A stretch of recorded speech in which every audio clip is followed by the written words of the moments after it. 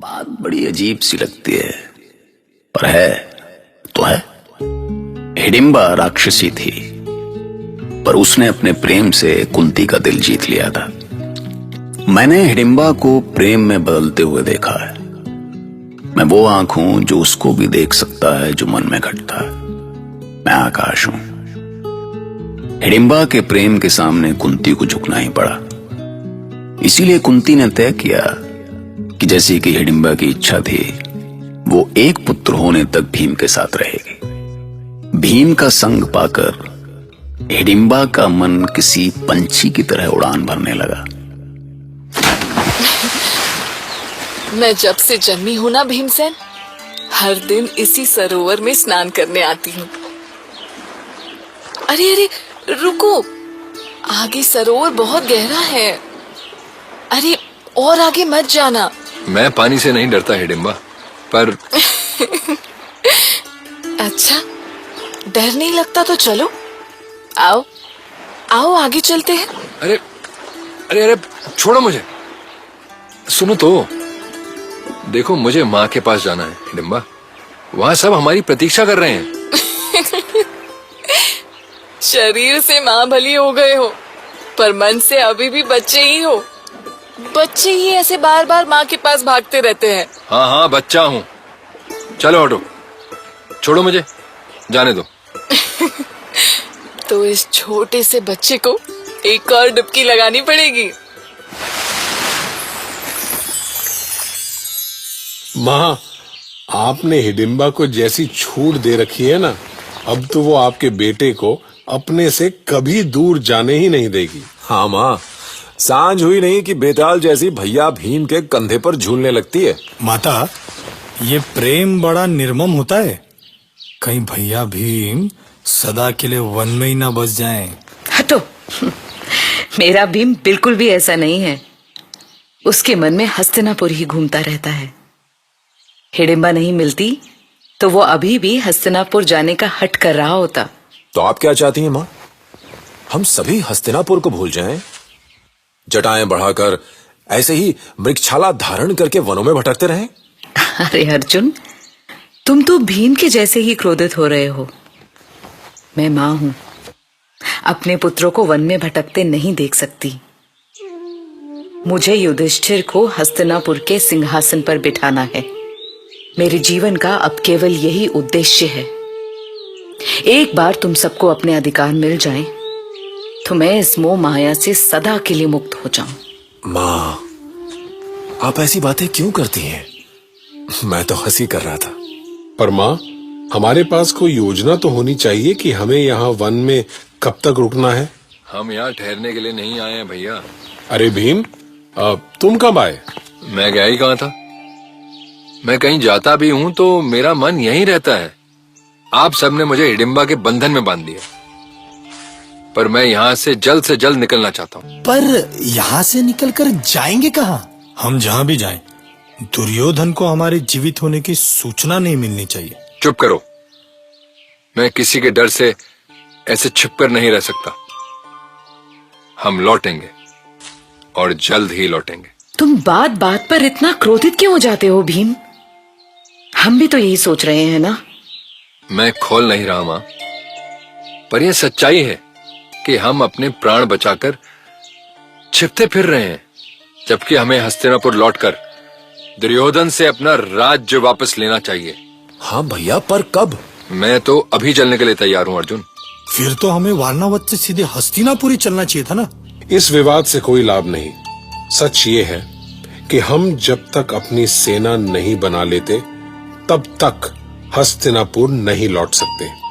हमें हमारा अधिकार चाहिए तो छीन कर लेना होगा। तुम ठीक कह रहे हो युधिष्ठिर। हमें सही समय की प्रतीक्षा करनी चाहिए।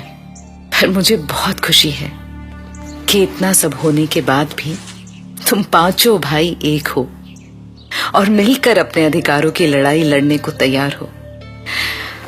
मैं तो धन्य हो गई पुत्र, तुम सबको पाकर। खास बात यह है कि पांडव तब तक एक थे। मतलब बाकी भाइयों की युधिष्ठिर से असहमति तो पहले भी होती थी, पर एक सैचुरेशन पॉइंट होता है ना, तो तो वो जुए वाले दिन आ गया था। बस तभी से पांडवों में बिखराव आ गया। कौरवों के साथ जुआ खेलकर वनवास प्राप्त होने के बाद ये जो बिखराव तुम भाइयों के बीच निर्माण हुआ है, वो माता कुंती के संघर्षों को व्यर्थ कर सकता है।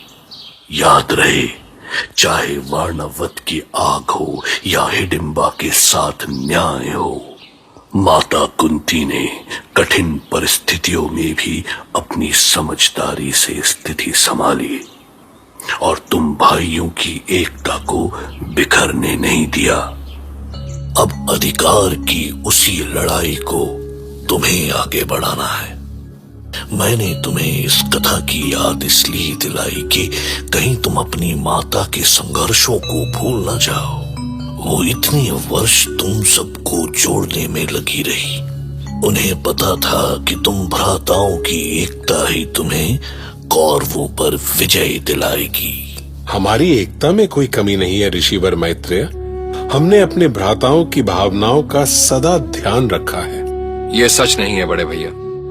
यदि आप हमारी भावनाओं का थोड़ा भी ध्यान रखते तो आज हमें यह वनवास नहीं भोगना पड़ता। मुझे बीच में तो नहीं बोलना चाहिए ऋषिवर, पर भीम सच कह रहे हैं। मैं तुम्हारा क्रोध समझता हूं पांचाली, पर सच और झूठ का विश्लेषण तुम सबको मिलकर करना है। अभी मुझे जो कहना है वो कह लेने दो। मैं हस्तिनापुर से आया हूं। वहां मैंने जो देखा उसे देखकर इतना ही कहूंगा कि यदि भविष्य में तुम कुछ पा सकोगे तो केवल एक रहकर। दुर्योधन तुम्हें कभी नहीं हरा सकता। यदि तुम्हें कोई चीज हरा सकती है तो वो है तुम्हारा बिखराव। बिखराव? तुम धर्मराज हो युधिष्ठिर। तुम्हारा मन शांत और सात्विक है। शत्रुओं को क्षमा करना तुम्हारा धर्म है। और इनके इसी धर्म ने हमारी ये दुर्दशा की है। इनके इसी धर्म का पालन करने में पांचाली का भरी सभा में अपमान हुआ। मुझे समझ नहीं आता ऋषिवर, ये कौन सा धर्म है इनका? अधर्म का उत्तर धर्म से, अपमान का उत्तर सम्मान से, क्रूरता का उत्तर विनम्रता से। मैं इसी मतभेद की बात कर रहा था धर्मराज। जब आप सबके विचार इतने भिन्न हैं तो आप सब भविष्य में अपने अधिकारों की लड़ाई कैसे लड़ेंगे?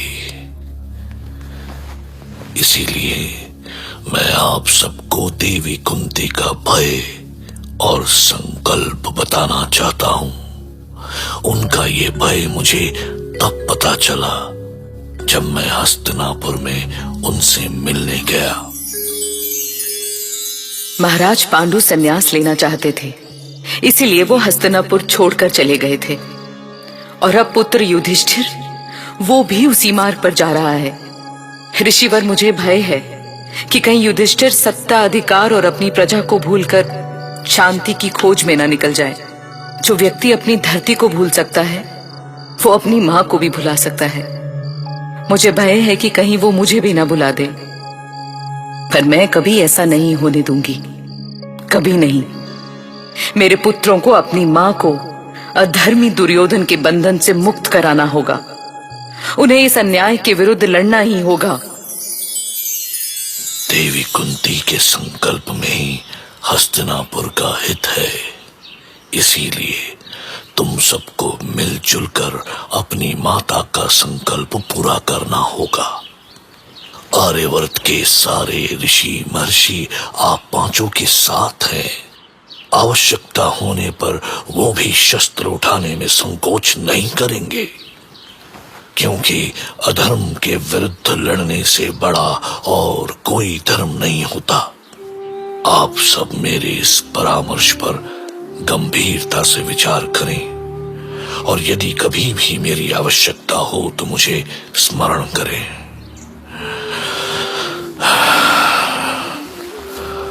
अब चलता हूं। ईश्वर आप पांचों को एक रखे। क्या हुआ बड़े भैया, आपकी आंखों में आंसू? महर्षि ने ऐसी तो कोई बात नहीं कही। माँ की याद आ गई अर्जुन। उनका सोचना सही है।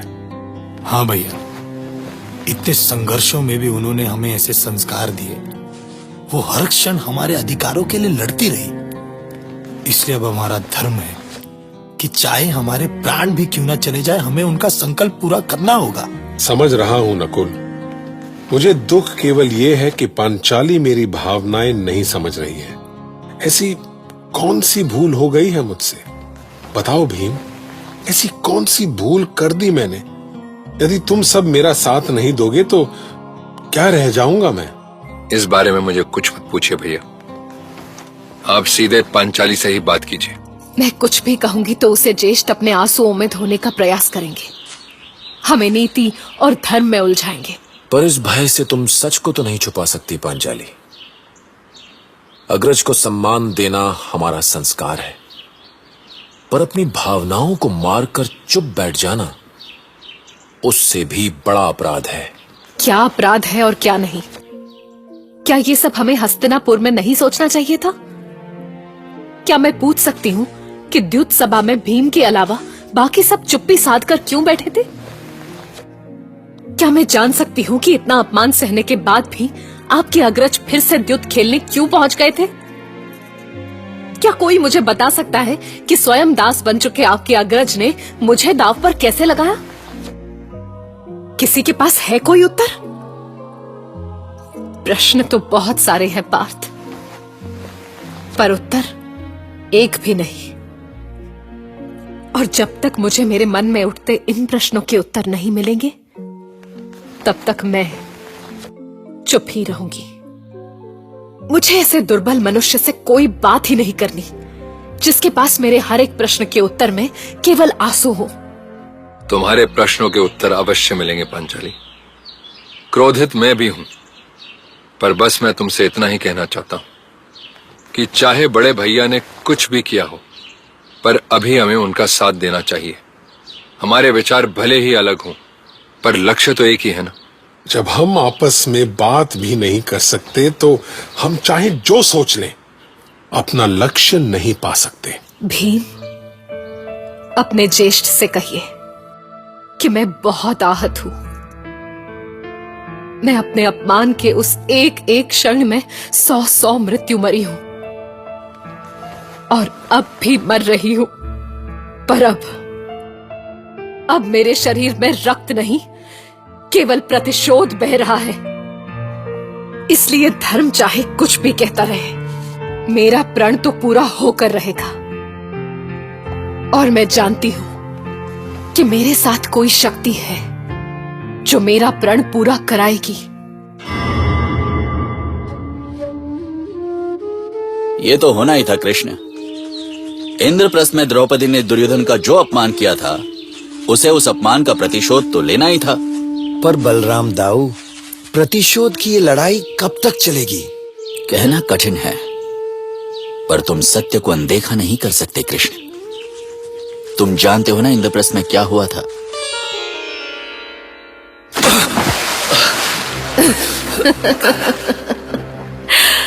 अंधे का बेटा अंधा।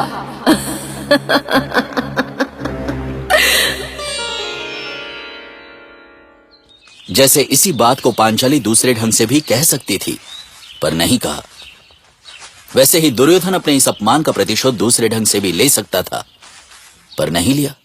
दुर्योधन ने पांचाली का इससे पहले जितना अपमान किया है ना भैया, उसे सहने के बाद पांचाली ने जो कुछ भी किया, इतना अधिक भी नहीं था। पर यदि पांचाली उन अपमानों को सह गई होती तो उसे इतना बड़ा अपमान नहीं सहना पड़ता। अब जितना बड़ा पात्र होता है, उसमें उतना ही जल आता है ना भैया बलराम। पांचाली के अपमान सहने की एक सीमा थी, जिसे दुर्योधन ने बहुत पहले ही तोड़ दिया था।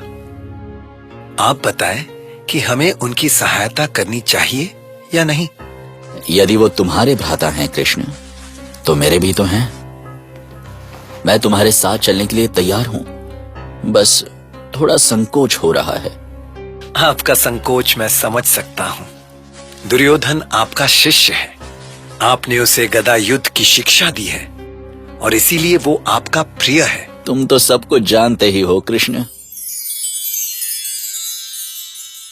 बात क्या है कि दुर्योधन बलराम का प्रिय शिष्य था। वो बलराम के साथ कई साल मिथिला में रहा था, वहीं उनसे गदा युद्ध की शिक्षा ली थी।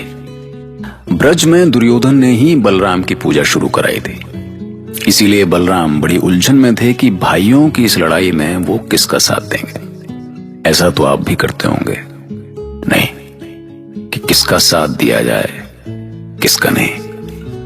तो क्या आप जिससे प्रेम करते हैं उसके दोषों को भूलने जाते? महा